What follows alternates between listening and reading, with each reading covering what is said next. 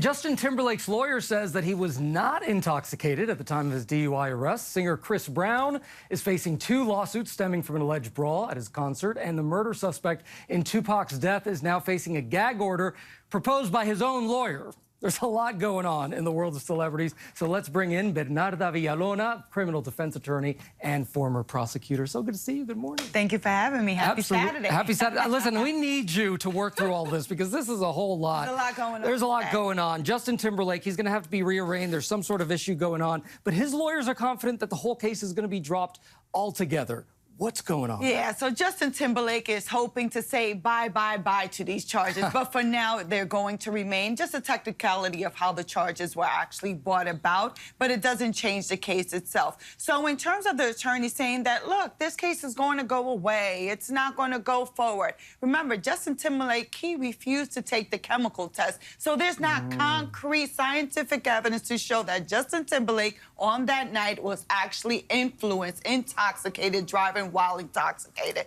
So he does have a chance because all the officers going to testify he had he was slurred speech, he smelled like alcohol, his eyes were red, he couldn't take the test in the sense of he couldn't stand up on one leg. So that's what the prosecution is going to base their prosecution on because there's no chemical test to scientifically say, hey, he was drunk. Right, there's no actual proof is what you're saying, that hard proof. Okay, I feel like I need a flow chart for this next one, so I'm just going to read from it. Chris Brown is now facing allegations of participating in a brawl backstage at his tour. He's being sued in 2 separate lawsuits, one from the men that say that they were attacked, and then the security team at a Texas arena.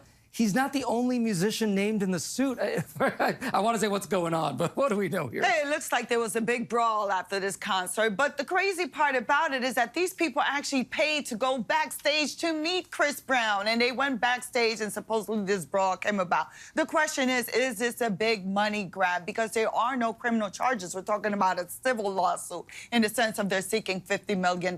So the burden is completely different. You know, in a criminal case, you got to prove it beyond a reasonable doubt. When it comes to this civil cases, by preponderance of the evidence, we'll see where this actually ends up. Will it end up with a settlement? Will it end up with the case being tossed out in court? We just have to wait and see. Okay, this next one now, something we don't hear often. A lawyer asking for a gag order for their own client, right? Against their own client. That's what's happening with the man accused of murdering Tupac Shakur.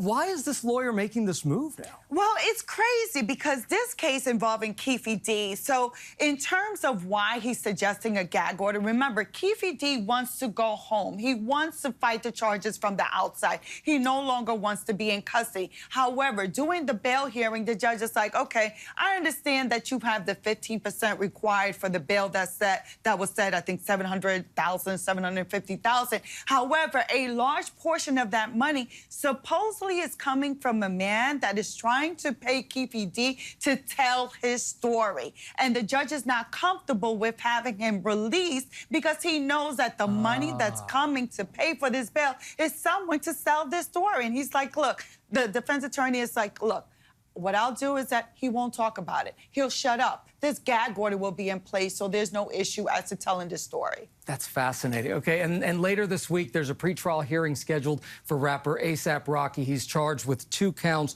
of assault with a semi-automatic firearm. What's at stake for him now? Well, he's facing up to 9 years in jail, Oof. but I have looked at the case itself. It seems like there's a lot of credibility issues having to deal with this victim, this complainant, because of, number one, of when he reported it, the type of treatment he received, and supposedly he's the one who actually went to police and was like, I have the shell casings from the shooting, even though that very same night about 7 officers looked at the crime scene and didn't find any shell casings. So again, an issue, is this a money grab? Is this a credibility case? Who knows where it's going to go? Bernarda, it is such a pleasure to have you here. Thank you so much for breaking that all down. That was a lot. That was a lot, and you got it. We appreciate Thank you. Thank you.